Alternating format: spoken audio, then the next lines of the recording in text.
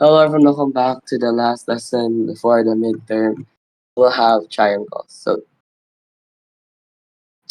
we will have uh we have the Pythagorean theorem, which basically states that c squared, or the longest side of a triangle, or the hypotenuse, is equals to a squared plus b squared.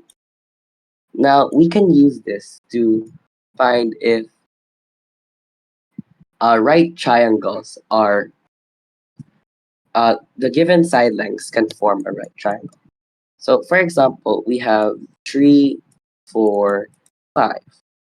So among here, 5 is our C because it's the largest or the longest side.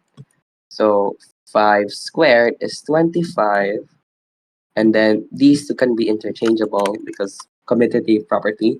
So 3 squared is equals to 9, and 4 squared is 16, and that will give us 25 is equals to 25, which means these form a right triangle. So what we can also do with the Pythagorean theorem is find out if a triangle is obtuse or acute. So if it's obtuse, then the longest side will be bigger than the sum of the other side, the square of the other side. The square, yeah, okay.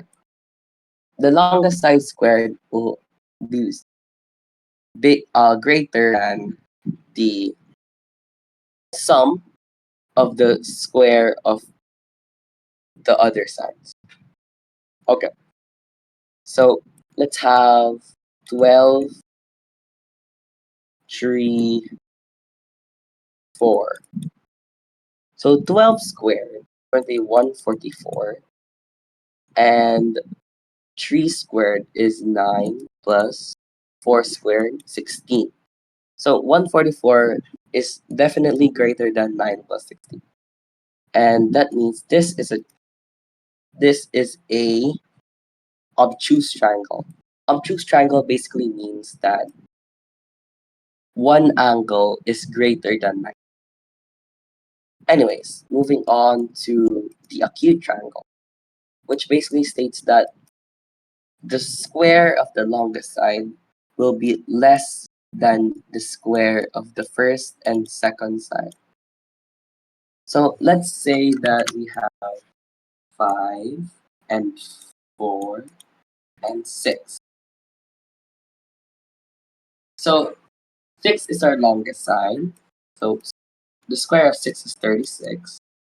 5 squared is 25 plus 4 squared, which is 16.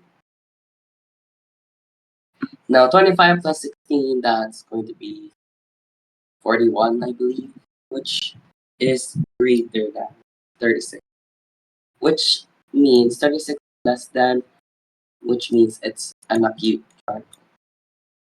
Katulad ko lang. What?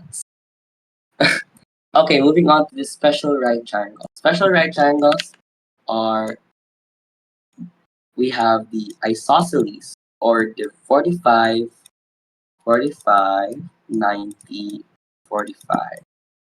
45, 90, 45. Right triangle, which basically is, we can also call it the isosceles right triangle. Basically, the legs of the right isosceles right triangle are equal. So this leg and this leg, they're equal, and the hypotenuse is x times the square root of. Uh, so if we have the length of, for example, let's have an isosceles right triangle. That's an isosceles right. Don't mind the drawing.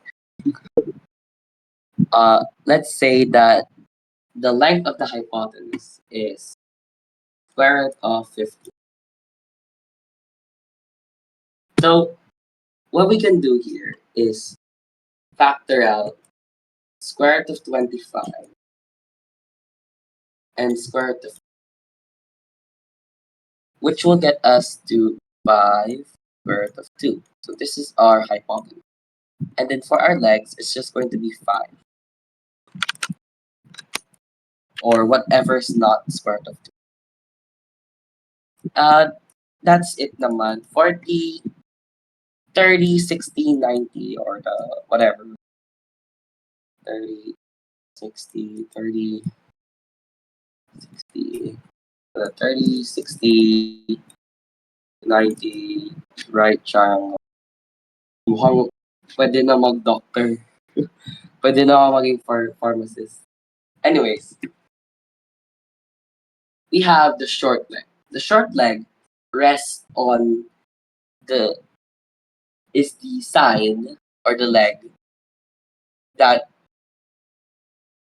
is one of the rays of the 60-degree angle. The one next to the 60-degree angle. So this is our short leg. Let's give it a letter X.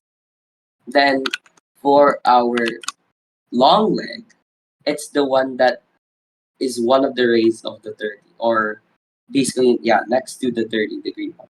The length of it is the length of the short leg times square root of 3. Then our hypotenuse is basically the length of our short leg times 2. So for example, let's say that x is equals to 10.